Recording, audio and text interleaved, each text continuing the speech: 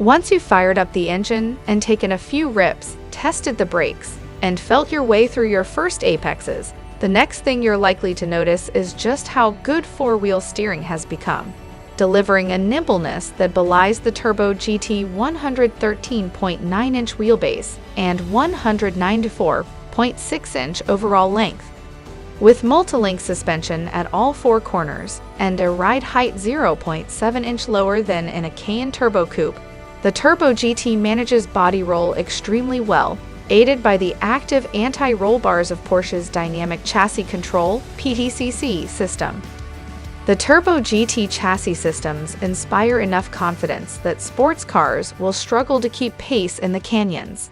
It's that good. Porsche being Porsche, the damping profile has also been modified for the Turbo GT. Surprisingly, however, no additional body reinforcements or structural enhancements were necessary to reach the Cayenne Turbo GT performance targets.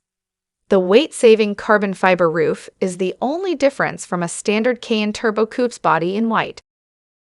Speaking of weight savings, there's a titanium exhaust running from just behind the catalytic converters down the center of the Turbo GT, underside to a pair of center exit tips that turn a gorgeous shade of blue after they've gotten good and hot once or twice.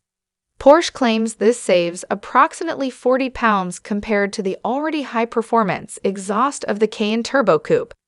Not only does it save weight and look great, it sounds great too, but only when you want it to. No need to fuss with buttons or settings. Just drive like a sane person would and it'll be the strong but quiet type.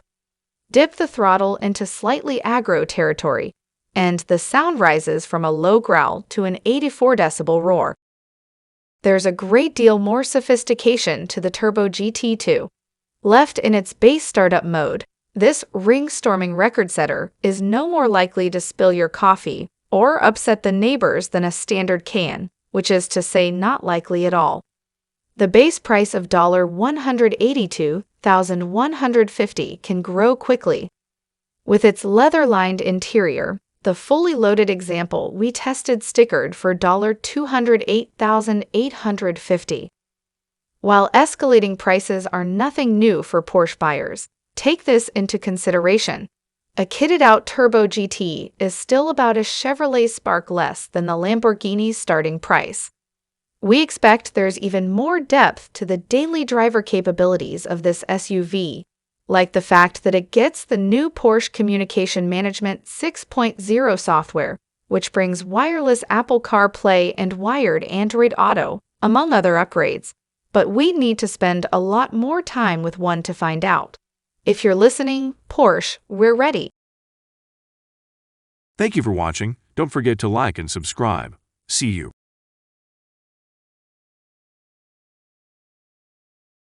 Hello everyone! Welcome to the best channel to review the latest cars and cars of the future. Don't forget to like and subscribe if you haven't already. Setting Nürburgring lap records in utility vehicles used to be the province of the well-funded but perpetually silly. On shows like Top Gear, for instance, instead of strapping the late, great Sabine Schmitz into a Ford Transit, Porsche has gone even further this time by strapping the brand's most powerful V8 into the 2022 Cayenne Turbo GT, and the new SUV off-road vehicle, van, or pickup record holder isn't only the king of the ring, it's the quickest SUV we've ever tested. While a 7:38.9-second Nordschleife lap time is a lofty achievement for any vehicle, it's pushing the limits of our current understanding of physics for a street-legal 4,979-pound SUV.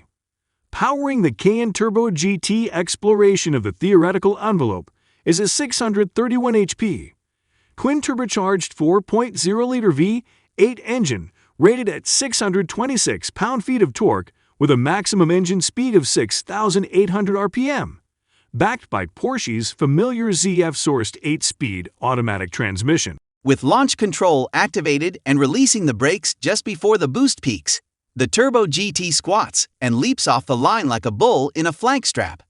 It takes just 1.0 seconds to reach 30 mph. The 8-speed cracks off uninterrupted shifts as 60 mph arrives in a supercar grade 2.8 seconds. The quarter mile flies by in 11.1 seconds at 124 mph. Speaking of bulls, the Turbo GT bests the more powerful and expensive Lamborghini Urus by 0.2 second in the quarter mile and by 0.3 second to 60. In fact, transparency is the theme with the Cayenne Turbo GT.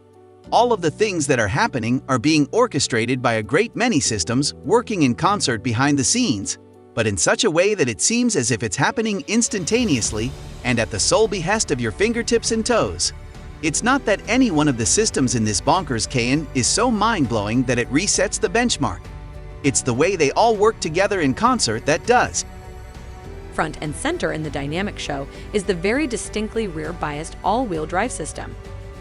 The Turbo GT specific setup is capable of sending the same maximum torque to the front axle as the Cayenne Turbo Coupe, but it can do so more quickly and more often, thanks in part to a liquid-cooled transfer case, which was added specifically for track use robustness, Porsche says.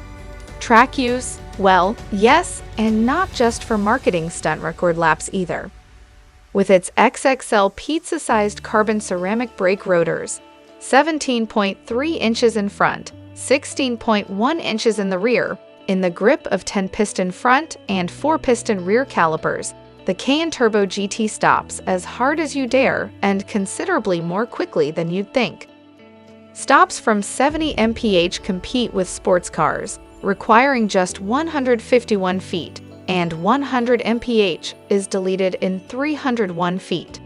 But it's not all brute force and sheer brawn. This is a Porsche after all. There must be some sophistication.